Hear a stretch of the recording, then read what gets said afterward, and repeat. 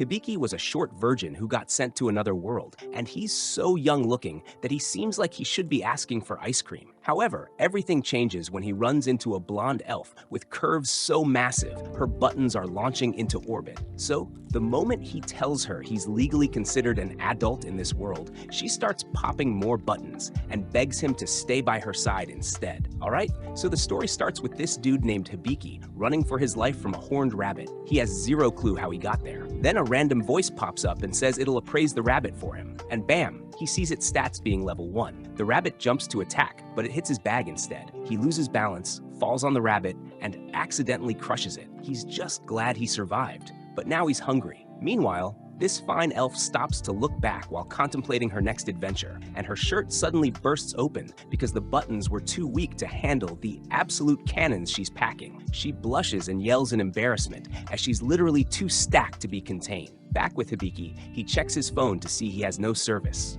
And no way is he eating a raw rabbit. He doesn't even know if it's safe, but the voice appraises it again and says it's edible. Problem: he can't cook it because he doesn't know how to make fire. So he decides to carry the dead rabbit with him. As he shoves it into his bag, the voice tells him his bag isn't from this world. That's when he really starts panicking. He asks about the sky. The voice says there's nothing special. Then he asks about the ground, and the voice drops a bomb. There's a maze eater hiding under there, and it's over level 200. Yeah, that's terrifying. Hibiki figures the monster is underground, but then he wonders if he can appraise himself. The voice shows him his own stats. His job, Provisional Appraiser. He asks who the voice is. The voice says it's his status support, but won't answer personal questions. He notices he has a ton of skills. Tries to use expertise. Nothing happens. He asks if there's a tutorial. The voice says it's already running. He's confused, but decides to just wing it. He activates his world map, and it's super disappointing. Just some lines that show where he's walked. Turns out he's been walking in circles. He can't read the map for shit, but he just keeps going anyway. Eventually, he reaches a road. Then he trips and falls. Classic. The voice tells him he's earned the Castaway title. He looks up and sees a monster, but the monster is also scared of him. Then an elf named Amalia shoots it with an arrow before the monster can even move. Hibiki thanks her for saving him. She asks how he escaped the maze eater. He has no idea what she's talking about. She realizes he's completely clueless. He asks who she is. The voice shows him her stats. He can't believe she's already 56 years old. Amalia explains the maze eater is a monster that disguises itself as the grassland. It doesn't attack. It just waits for prey to get exhausted, then eats them. Hibiki realizes he almost died without even knowing it. She tells him he's safe now as she pulls him into a hug. She's impressed a child could escape. He doesn't like being underestimated and asks how old he looks to her, and she assumes 10. He says he's 16. She's shocked because he's so small and shakes him while explaining that anyone over 15 is considered an adult in this world. Amalia cooks the horned rabbit for him. After eating, she offers him tea. He asks where they are, and before she can react, she spits the tea all over him. In some places, you'd pay for that service. She says they're in the Habrastia kingdom. She can't believe he doesn't know that. He explains he's from Japan. She's never heard of it. So yeah, he's definitely in another world. She figures he must be lonely, but tells him not to worry. She'll take him to the city. As he sleeps, she activates her air alarm, creating floating orbs around them. She wonders if he's the one the spirits told her about. Flashback time. We see Hibiki with his friends back in Japan. One of them, Amane, tells him to drink her specialty drink. In the dream, he's sleepy. He tells her it's delicious, and he mentions how he's no longer a kid, but his height hasn't changed. His other friend, Kuko, thinks he'll get taller since he's still in his growth period. As he looks up at Amane, she believes he's staring at her chest, but he denies it. A boy Hibiki tells him he has good taste, though he prefers older girls since they have better figures. They make plans for their summer vacation, but on the last day of school, Hibiki opens the door to his classroom and suddenly gets sent to another world. In the present, Hibiki checks his phone and wonders how his friends are doing, but Amalia's button suddenly smacks him. He sees the insane chest this elf is carrying around every day, then notices the green orbs, and the voice tells him this is a barrier to protect them while they sleep. While she sleeps, he decides to check his own stats. He checks his stats again, and the voice tells him he has the appraise ability, which allows him to see a target's traits and abilities, but he has no combat skills since the appraiser is a non-combat job. He still doesn't know much about his job and, not caring anymore, goes back to sleep. The next day, Amalia remembers what happened yesterday and decides that calling him a boy would be rude. Then she looks down and realizes her chest is out again, with the buttons struggling to hold on. Hibiki wakes up, and as she tries to cover herself, he passes her the button she lost, but she becomes embarrassed. He tells her how it hit him right in the face, and with absolutely no filter, comments on how massive her chest is, and she punches him away. After that, they make their way to a town called Rowell. Hibiki notices there are monsters in the woods, and she's impressed that he can sense them. So, he explains that it's thanks to his world map skill. She can't believe he has it, since it's an extremely rare skill, and he reveals that he's a provisional appraiser, though she doesn't know what the word provisional means. He thinks the world map is nothing special, since it only shows him monsters and people around him, but she explains that adventurers would kill to have it. She thinks it helped him escape from the Maze Eater, though she isn't surprised he doesn't realize how valuable it is, since she already knows he's completely clueless. Feeling insulted, Hibiki is physically pained and starts thinking Amalia probably has no friends.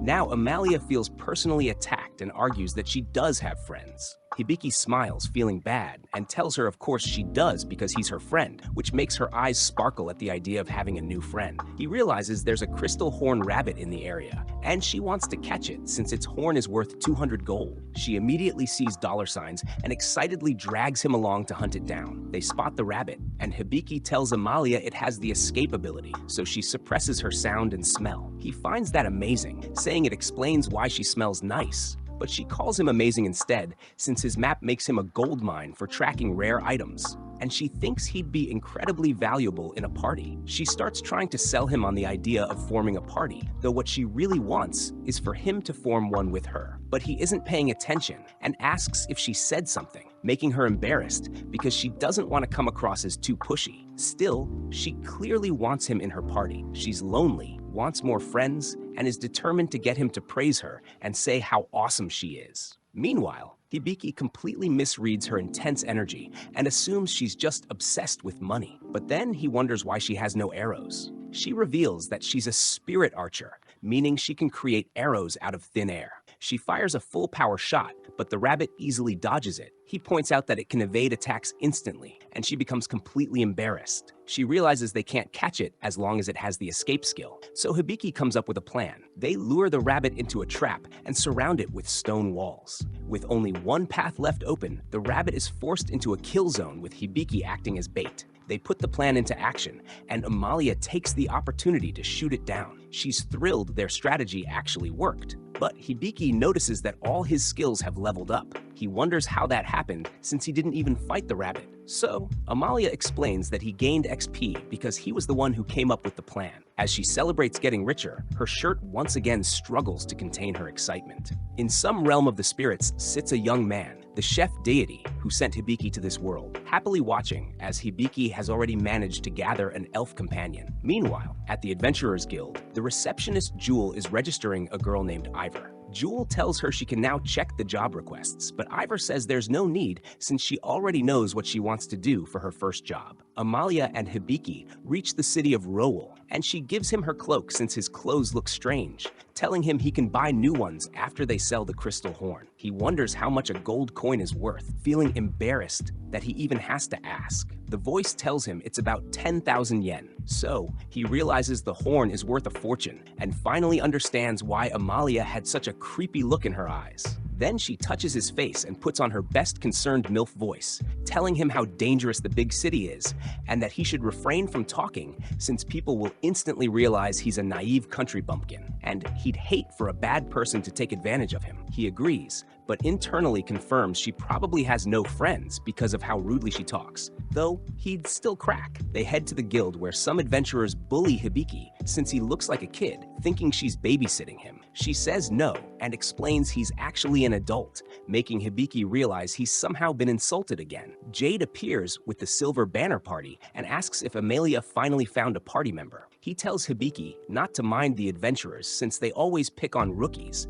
with the men in question awkwardly laughing it off. Jade leaves for his next mission. Amalia tells Jewel she has something to sell. Hibiki stares at Jewel's ears and realizes she's basically a beast girl. Jewel calls her Amalia-sama. Since Amalia wants to sell a special item, the receptionist takes her to a private room. Hibiki thinks the guild master is amazing since the guy is completely jacked. He starts flexing his muscles and rips his shirt off. The guy says he built his body through hard work and effort, and Hibiki completely fanboys over how cool he is. Meanwhile, Emalia and Jewel are completely grossed out and want to get out of there, while reminding Hibiki what team he's supposed to be playing for. The man's name is Balls Deliard, the guildmaster. Balls allows Hibiki to touch his muscles, but the girls blast them with magic and tell them both to get it together. Jewel asks Emalia what she wants to sell, so she shows everyone the crystal horn, and Balls offers to buy it for 400 gold. Hibiki thinks it's a good offer, but Emalia immediately starts haggling with Balls. She points out that years ago it was worth 230 gold,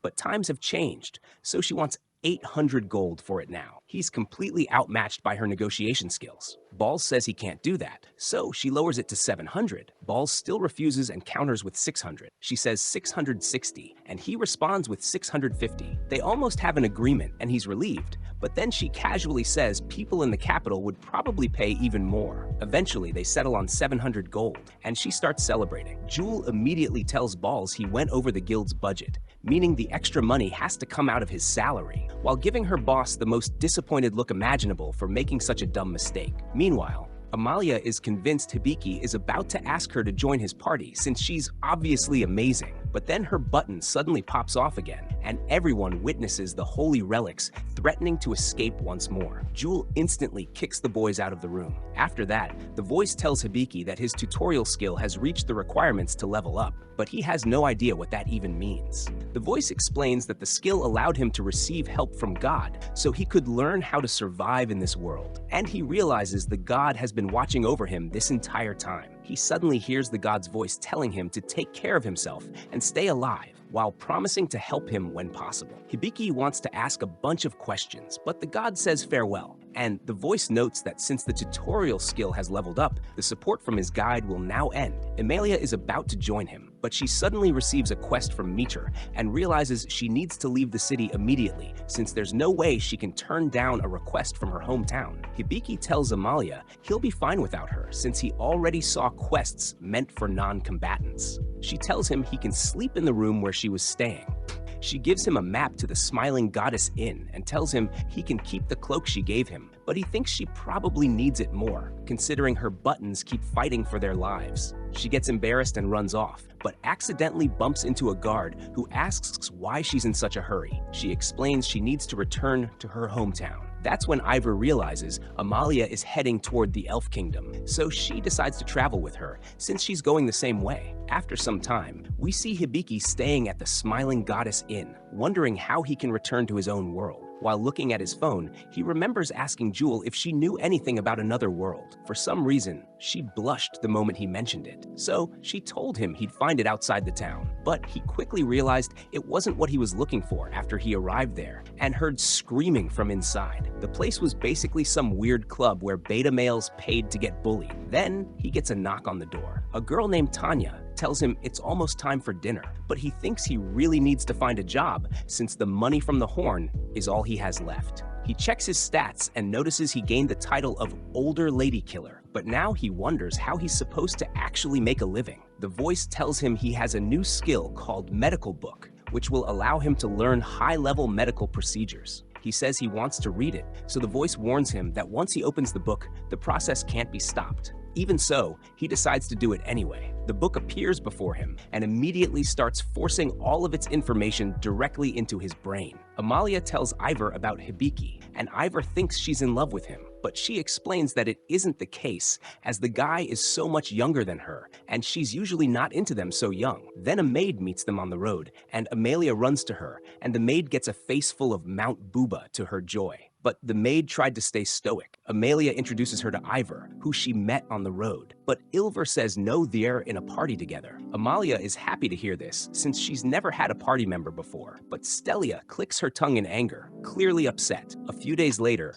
Hibiki finally absorbs everything from the book, and he heads to the armory, where he buys new equipment. He visits the guild, but the Silver Banner returns, and he realizes Jade is injured. They think Bose can save him, but Joel reveals that he's out of town, and their healer explains that they tried everything, but they can't stop Jade from bleeding. Hibiki wants to help him, and everyone thinks he can't do anything since he's an appraiser. But he explains that he has a medical skill. He examines Jade's body and realizes he has been poisoned, which is why the healer can't stop the bleeding. The voice notes that he'll die in 5 minutes and explains that the only way to save him is to use Hypercure and Perfect Heal, but it would take 650 MP to cast both spells. Ibeki realizes he only has 56 Mempishu, so he thinks he can't do anything, but the voice suggests using his contract skill, which allows him to borrow MP from other adventurers. He decides to do it, and the members of the Silver Banner agree to have a contract with him, but it still isn't enough, so Jewel also lends him her MP. The voice tells him he now has enough to use both spells, so he casts Hypercure, which removes the poison from Jade's body, and he follows up with Perfect Heal. His magic surrounds Jade's body, and everyone realizes that he has been completely healed, so his friends are glad he made it,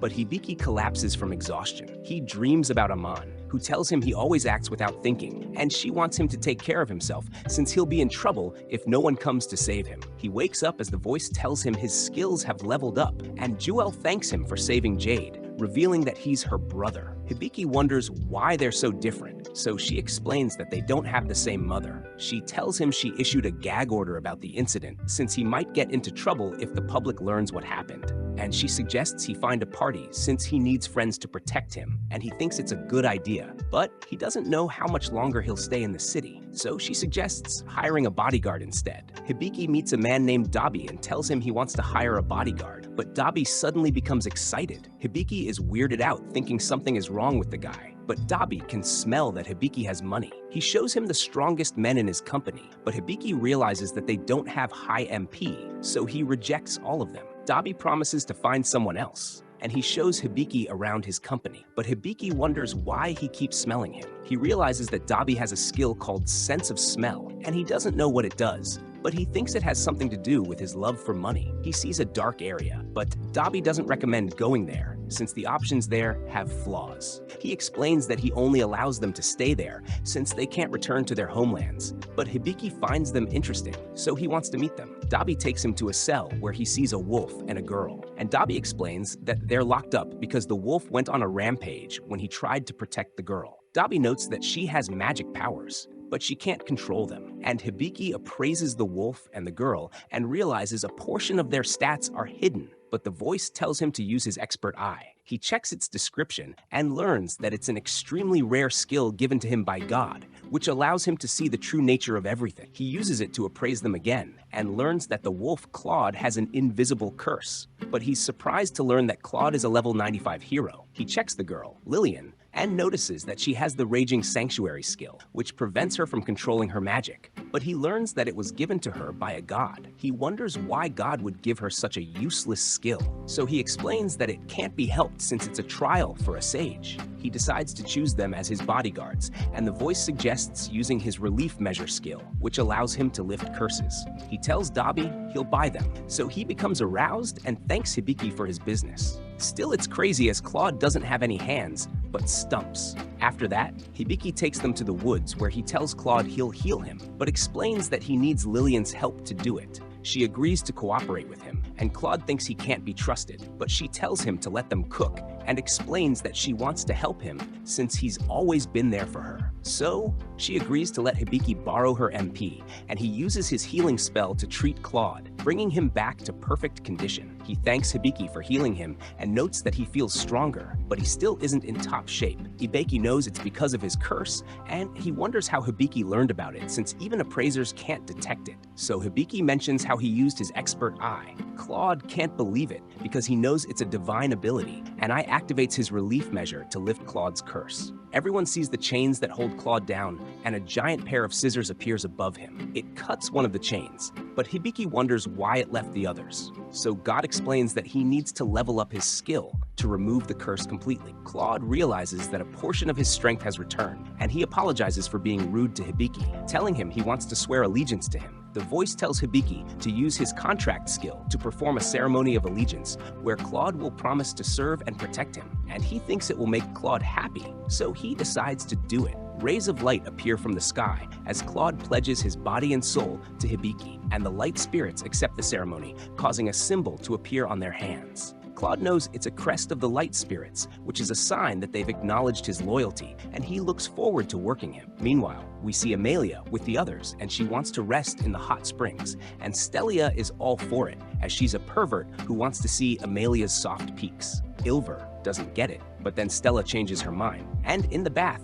they'd be unarmed, since they might get attacked while they're taking a bath, but she wants to wash her back since she thinks they're friends. Amelia agrees to the bath, as she wants to be closer to Ilver. So, she decides to go to the hot springs. We return to Hibiki as he tells the others he needs their help since he has low MP, and they agree to form a contract with him. The voice notes that his grimoire skill has leveled up, but he has no idea what it is. And Claude notices he's talking to someone else, so he tells them about the voice. He knows it's the tutorial skill, and he realizes Hibiki is from another world, but he notes that it won't affect his loyalty. He knows that tutorial is a divine skill, and he thinks Hibiki is connected to the chief god, telling him there are 11 gods in this world. Hibiki wonders why Lillian has the Raging Sanctuary skill, but she has no idea what it is. So, he explains that it destroys her with her uncontrollable magic power. She becomes depressed hearing this, and Claude explains that her family sold her because of it. So, I realizes he shouldn't have told her about it. He notes that they should blame the chief god for giving her that skill, but Claude thinks the god of magic was the one who gave it to her. The chief god tells him he's right, but the god of magic hears him and she beats him up.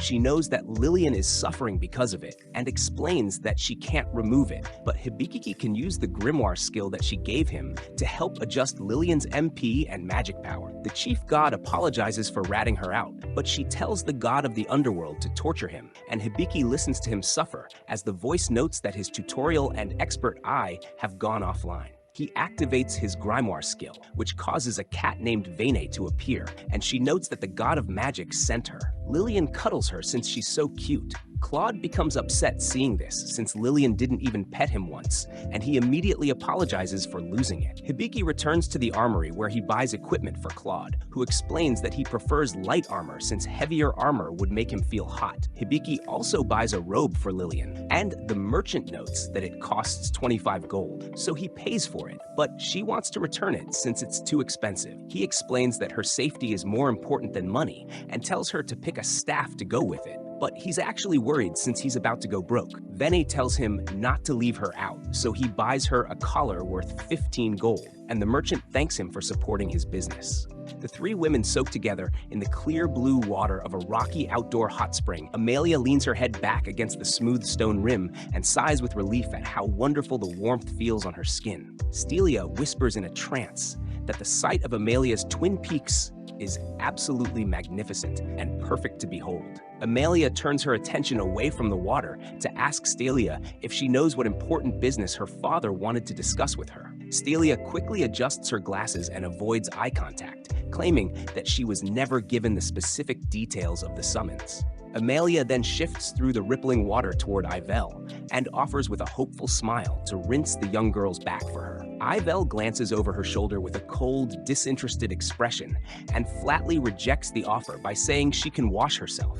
Amelia's face falls with disappointment, and she slumps deeper into the bath while sighing about their lack of progress. Stelia scolds Amelia for being far too pushy toward the girl, even as Stelia begins to pant heavily and blush from her own perverted thoughts. Stelia tells Amelia to stop moving around so much because it makes it harder for her to maintain a perfect view of Amelia's body. Ivel ignores the maid's behavior and stoically remarks that performing a simple task like washing a back does not magically create a friendship. Unexpectedly, Ivel stands up and walks through the water to stand directly behind the blonde elf. Ivel holds up a washing cloth and tells Amelia that she will be the one to rinse her back instead. After that, Veen decides to teach everyone how to use magic. She notes that Claude is fine since he's a hero, but Hibiki and Lillian lack the fundamentals to become proper adventurers. He asks Vini if he'll be able to use combat spells if he studies magic, but she notes that he can only learn household magic, which makes him depressed. She explains that they must register him as the accountable person to get Lillian's magic under control, and notes that her MP isn't affected, but her magic power has been reduced to 10%. She mentions that their goal is to help her release her magic power, and explains that Lillian should learn power circulation, an exercise where two people hold hands and control the flow of magic.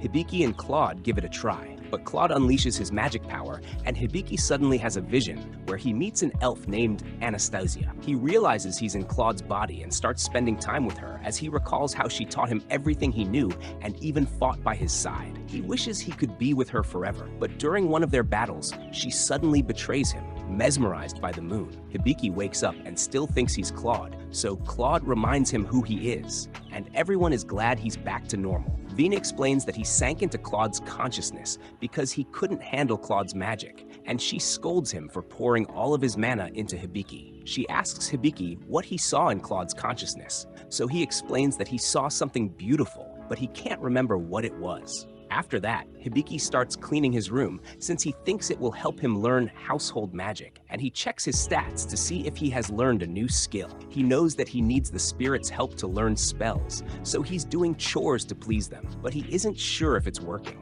Lillian and Claude join him in the room, but Claude accidentally kicks a bucket of water and apologizes for the mess. Hibiki tells him it's okay, and notes that he's cute since he's a clumsy hero, which causes him to blush. Hibiki continues tidying his room, but the voice tells him he still hasn't learned household magic, so he cleans the entire hallway. Tanya realizes the place is spotless, which makes her happy, and she promises to give him an extra dish for his next meal. The next day, Vani trains Lillian how to control her magic, and Claude teaches Hibiki how to use a bow, but he seems hopeless and fails to hit his target. He realizes archery is difficult and wants to rest since his hands are sore, but Claude tells him they don't need to take a break since he can use his magic to heal his injuries. We cut to Amalia as her group reaches a fork in the road, and she knows that one of them leads to a haunted fortress, so she decides to avoid it. They think they should check it out since they might find hidden treasure, so Amalia changes her mind and starts to follow, while Claude notes that they'll be fine as long as they stick together. Hibiki cooks a meal for everyone, but he thinks the soup tastes bland, so he adds salt and pepper, and Lillian tells him it's delicious. They start to enjoy the food together, but he stops after biting a mushroom and asks Claude if he cleaned it properly. Hibiki wonders what happened to their apples, and Lillian realizes he messed them up since he doesn't know how to peel them. Hibiki asks if Claude knows how to butcher monsters for food, so he reveals that he's an expert. But Hibiki notes that he has no cooking skills, and he explains it's because of the curse. But Lillian knows he's lying. Hibiki washes the dishes, and the voice tells him he has learned bubble wash, so he's glad he can finally use household magic. But he realizes a boar is rushing toward them. Claude waits for it to get close and unleashes his precision strike, instantly blowing its head off. Everyone is amazed by his strength, but he notes they should dispose of the boar's body since the smell of blood will attract other monsters. Vini tells Lillian it's her chance to use magic, so she casts her water spell to remove the boar's odor, and everyone realizes it worked. Claude prepares to teach Hibiki how to butcher monsters, but Hibiki becomes nervous since he thinks Claude wants to get back at him. Amalia's group reaches the fortress, and she starts looking for treasure while Adel checks her mirror and realizes the place really is haunted. She hears the others scream, and they think they found treasure, but she realizes they're hallucinating. In Amalia's dream, she's a gold digger surrounded by treasure, laughing while Stelia's desire is Amalia's chest and being surrounded by multiple peaks. Ivor is utterly confused and freaked out by the weirdos, so she uses her lightning magic to bring them back to their senses. We return to Hibiki as he finishes butchering the boar, and he notes that he wants to try his bubble wash on Claude. Everyone is worried since they don't know what will happen, but Hibiki uses it anyway, and Claude screams as the spell hits him. He gets surrounded by bubbles, but feels amazing afterward since it makes him feel like a new person. Hibiki and his party finally decide it's time to stop living off leftovers and actually make money like real adventurers. The group has been burning through supplies non-stop ever since arriving in this world. Between magical training, equipment, and random survival expenses, their funds are getting dangerously low. Even Hibiki points out they can't keep coasting forever. At some point, they're going to need actual income. Instead of panicking, the mood immediately shifts into excitement because Lillian is completely fired up about taking guild quests for the first time. She practically bounces with energy while Claude explains the harsh reality of beginner adventuring. Since they're brand new, they'll have to start at the absolute bottom with F-rank requests. Hibiki is expecting something heroic and glamorous. Instead, the guild receptionist drops a mountain of cheap labor quests onto the table. The entire party just stares. Apparently, low-rank adventurers survive by stacking dozens of tiny jobs together because each one pays almost nothing by itself. Then one strange request catches their attention. There's a mysterious thief operating nearby, but the request has no official rank attached to it. Apparently, this thief targets wealthy people specifically and somehow always escapes. Hibiki immediately thinks this has nothing to do with them since they're broke as hell. The group heads out to complete normal gathering quests first. Hibiki practices ranged combat while trying to hunt monsters from a distance. Claude watches carefully like a strict teacher grading a student exam. Hibiki manages to land a shot, though not perfectly, and Claude gives him cautious praise. It isn't elegant, but for a beginner, it's good enough. Meanwhile, the others are absolutely speedrunning their tasks. Lillian gathers massive amounts of materials while casually picking up strange glowing berries that can apparently help travelers avoid getting lost in forests. During a break, Hibiki starts drifting into deeper thoughts. He realizes it's been a while since he arrived in this world. Back in Japan, he and his friends had been planning normal summer activities together. Now, he's stuck in another dimension, hunting monsters for lunch money. Ivor and her companion continue their journey near the border while searching for clues regarding the mysterious woman's soul. Emilia gives her companion a protective charm tied to the spirits, promising she'll immediately know if danger appears. Ivor thinks to herself she can pretend to be friends with her a little bit longer as she's obviously using them. Back at the guild, Hibiki's party returns after finishing their quests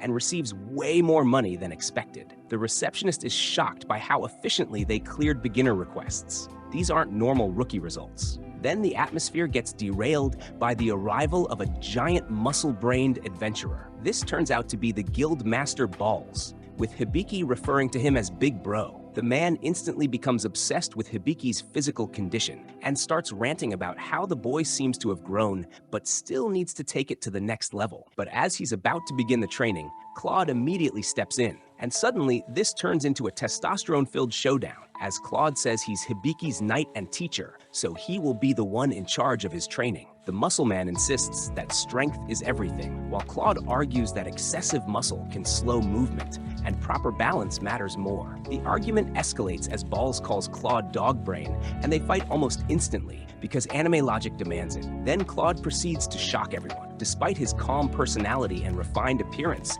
he can actually throw hands hard. Hibiki can't believe his eyes as the two trade blade not caring about the city, while spectators stare in disbelief. He checks Balls and sees the man is a paladin and level 75. Even the muscle fanatic starts respecting Claude after seeing his skills. After the two are ready to go to the next gear, the receptionist vice captain arrives asking what they were doing in town as she uses Cold Cascade beating them both. The moment finally ends when chaos erupts nearby. A very overweight refrigerator runs at them and screams as her purse was stolen. But as they don't think much of it, the receptionist remarked that Hibiki's bag is also missing, isn't it? And that's when it hits him, he got robbed too. The cat lady tells him that from what she knows, the thief tends to use a tail to tickle people or a snake tail to take. That's when the party comes up with a ridiculous plan. Bait the thief. Specifically, bait the thief using Hibiki dressed as a girl. The next scene absolutely annihilates Hibiki's dignity. The girls fully transform him into an adorable, innocent-looking girl.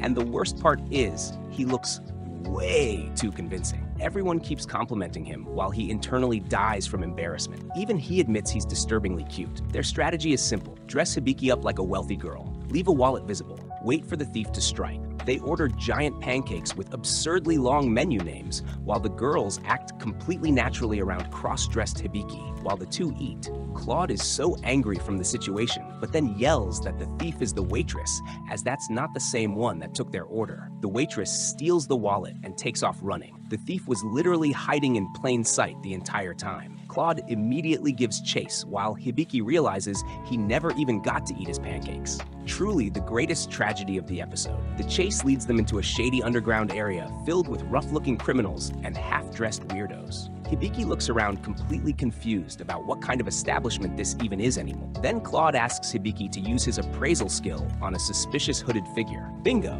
The hooded woman is revealed to be the wanted thief herself, a beautiful beast woman named Fauna, who possesses a racial skill that allows her to transform her appearance. She casually admits she already stole the real wallet long before the bait operation even started. The fake setup was completely pointless. The party walks directly into her trap. Suddenly, she kicks some trash at them, activating around Hibiki and the others. Fauna laughs at how easy it was to fool them, especially Claude, despite his intelligence. Fauna has a master skill at setting instant traps. But then something unexpected happens. She takes an interest in him because she finds out he's cross-dressing, not seeing how becoming a girl helps him track her any better, but finds him cute enough to talk. Instead of escaping immediately, Fauna becomes curious about Hibiki's appraisal ability. She starts pulling out random treasures and stolen goods, asking him to determine whether they're genuine or fake. Hibiki correctly identifies gem rings being real, fake pearls, ceremonial weapons, and various valuables with incredible precision.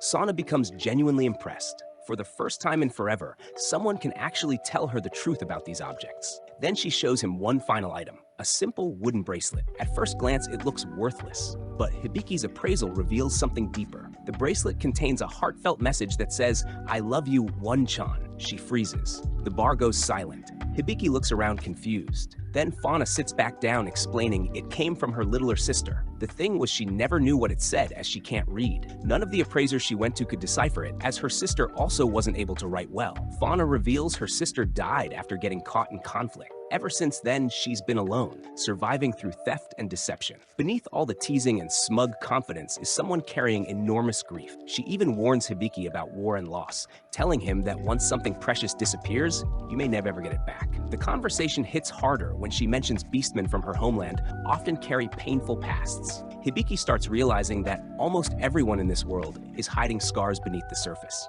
Eventually, Fauna returns the stolen money voluntarily. She calls Hibiki a fascinating appraiser and says she hopes they meet again someday, before leaving, giving him a kiss. She also refuses to let him escape the humiliation of the cross-dressing incident, openly admitting he looked adorable. He gets back to the inn where Tanya is fussing over the lipstick kiss as she can't get it off his cheek as she furiously tries to rub it off. Back at the guild, conversation shifts toward rumors about a terrifying new adventurer party rapidly climbing the ranks. They specialize in hunting undead monsters and have earned the nickname Corpse Killers. Even the mention of undead creatures makes the world suddenly feel much larger and more dangerous. That realization sparks something inside Hibiki. He starts talking about wanting to travel, not just wandering randomly, but truly seeing the world and meeting extraordinary people, wise people, powerful people, maybe even someone capable of helping him return home. Claude mentions the legendary sages, ancient figures who have lived for centuries, and suddenly, Hibiki remembers the painful truth he's been avoiding. If he ever finds a way back to Japan,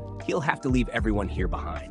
Lillian immediately looks heartbroken at the idea of him disappearing. Claude quietly promises that until that day comes, he'll continue protecting Hibiki, no matter what. Meanwhile, Amalia and Ilver talk about spirits, with Amalia receiving new information from the spirits. Apparently, something important lies far to the east. She suspects the mysterious soul they've been chasing may still be connected somehow. Ivor stops asking where, and Amalia, caught off guard, responded back in Rowell Forest. Ivor takes a moment, then calmly told her, "It's been fun," and says goodbye as she heads to Rowell Forest, catching Amalia off guard as the girl instantly left her and broke the party. The episode actually starts off on a really suspicious note with Ivel, that purple-haired girl who calls herself an E-rank adventurer, chilling way up in a tree. She's holding this glowing magic mirror and talking to some mysterious person like she's reporting on a mission. She mentions that even though she had to take a massive detour, she's finally in the right place to make her move, and how it's going to be a total breeze to take him down.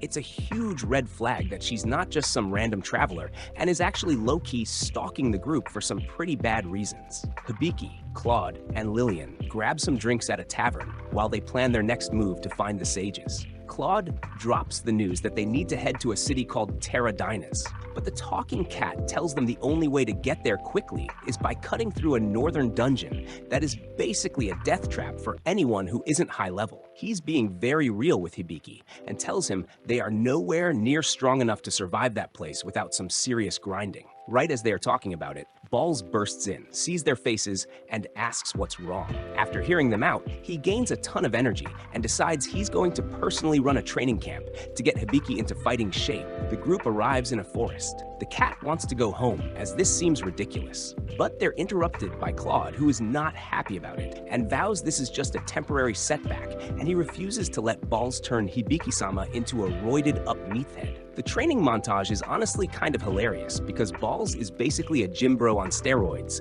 making Hibiki do the most intense workouts imaginable. Hibiki is out there in the middle of the forest lifting massive rocks and trying to crush walnuts with his bare hands, while Lillian and Vini just sit back and watch the chaos. Lilith watches them train as she's not involved. Later, Tanya comes by to see her, as she heard the boys were training hard. Lilith questions if she's here to flirt, as shouldn't she be working? It's evening, and Tanya and Lilith are watching Claude instruct Hibiki on how to shoot an arrow. There is this funny moment where Claude and Balls get into a legit argument over whether technical skills or raw muscle power are more important, and they start flexing so hard that they literally start glowing with intense battle auras. Then the receptionist Jewel appears to get the men to cool off. Later at night, Jewel and Tanya are in the hot springs relaxing. Hibiki has to sigh as the woman invited him over to wash his back. Claude also sighs, but for a different reason, as he can't remember a time he could actually relax. Hearing this, Hibiki gets curious and asks about his hometown. Claude says he lived in the Bistronia Kingdom capital. His home is destroyed and his friends are dead. We get a quick check-in with Amelia back at her family's huge estate,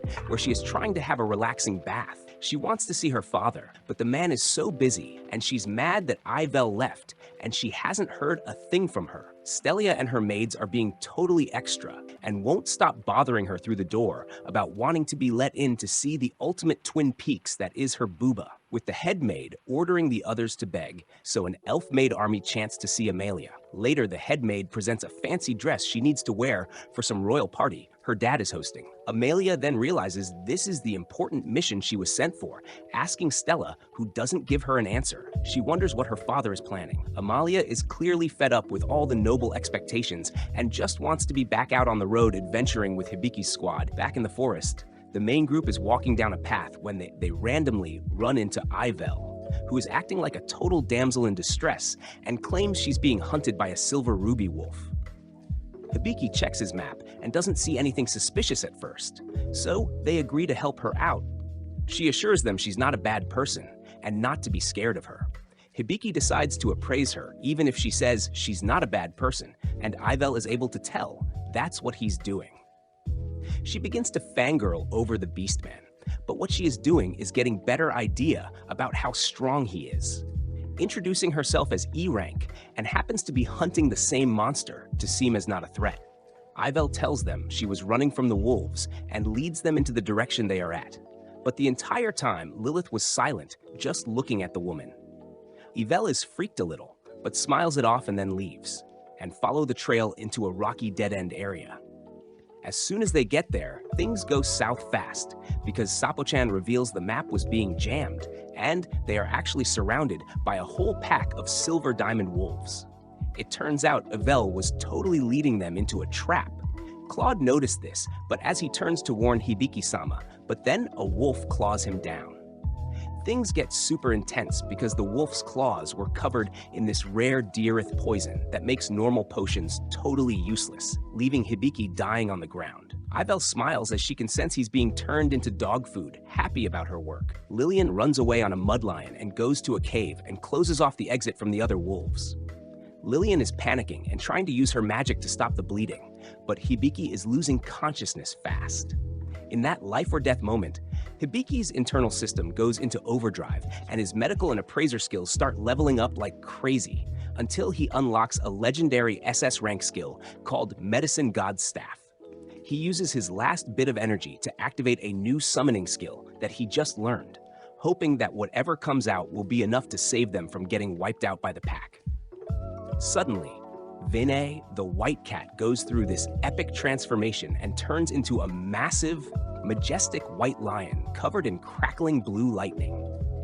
It turns out Vinay is actually a divine sacred beast who serves the god of magic, and he is absolutely livid that these wolves touched his master.